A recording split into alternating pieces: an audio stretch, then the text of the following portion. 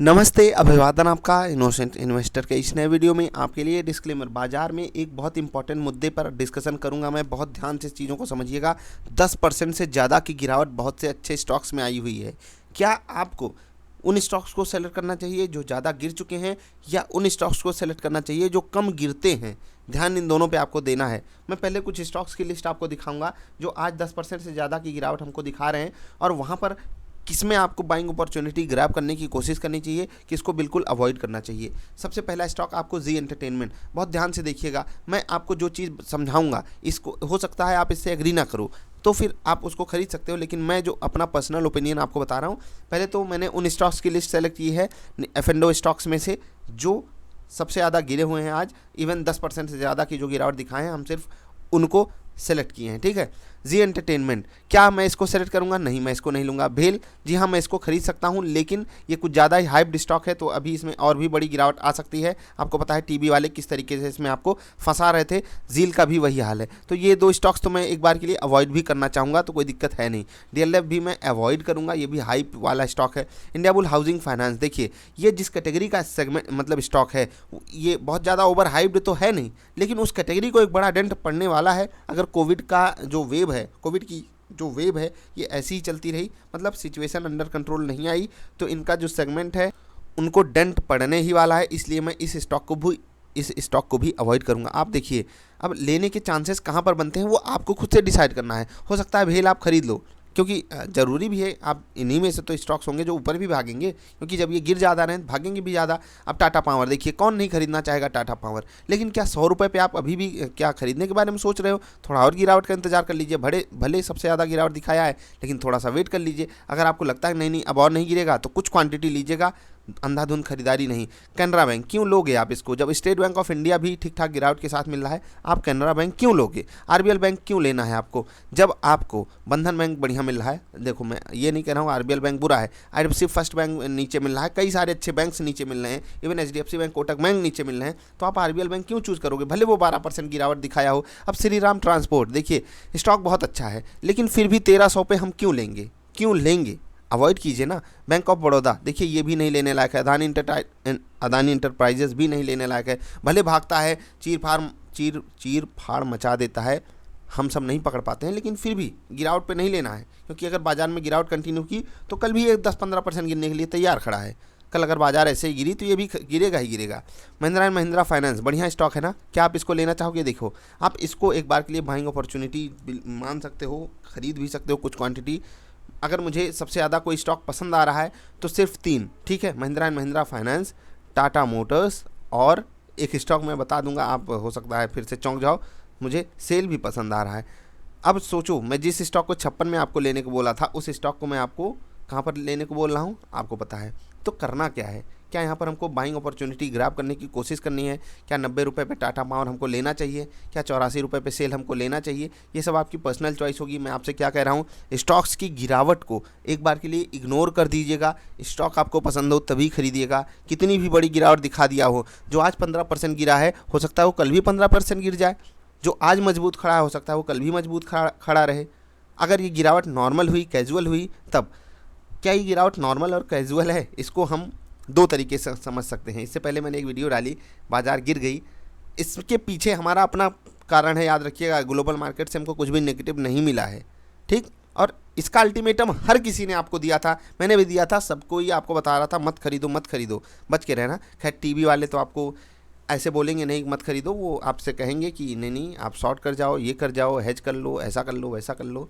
उनकी अलग ही रणनीति चलती है, हेजिंग भी एक अलग तरीके से की जाती है, आपको पता होना चाहिए। टाटा मोटर्स ले लीजिए, महिंद्रा एंड महिंद्रा फाइनेंस ले लीजिए, स्टील अथॉरिटी ऑफ इंडिया ले लीजिए, उसके बाद मन हो तो टाटा पावर ले लीजिए, उसके बाद मन हो तो भेल ले लीजिए, उसके बाद मन हो सबको इग्नोर कर दीजिए।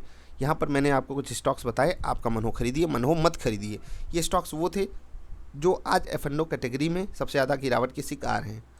अभी कुछ स्टॉक्स की लिस्ट मैं आपको बताना चाहूँगा, बहुत ध्यान से देखिएगा। जिस हिसाब से बाजार अभी 14,275 पे खड़ी है, ये बहुत खतरनाक सिचुएशन है।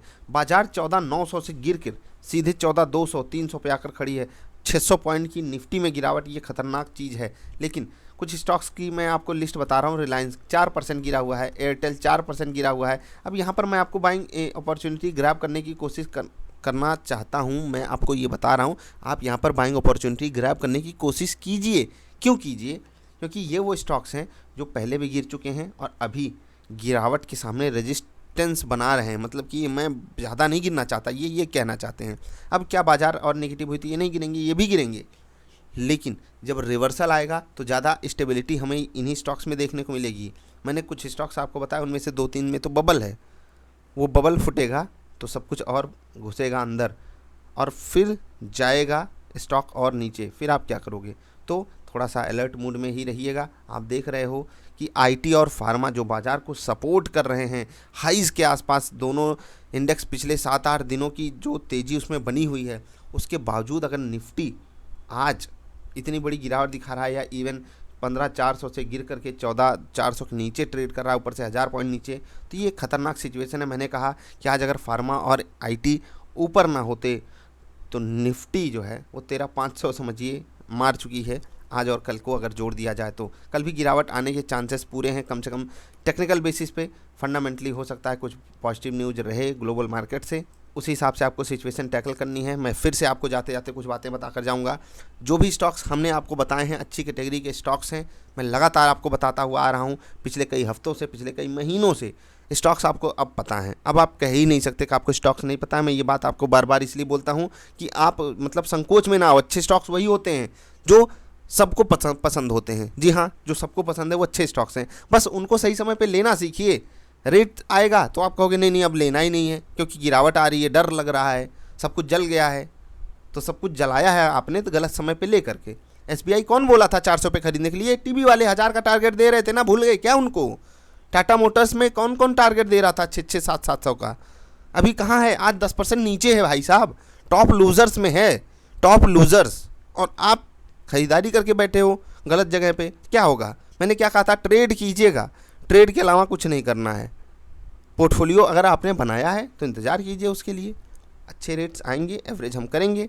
और जितने भी लोगों ने हमारी बात मानी है, कहाँ पर पैसा लगाया है, लिक्विड फंड में थोड़ा सा निकालो 10-15% और डालो।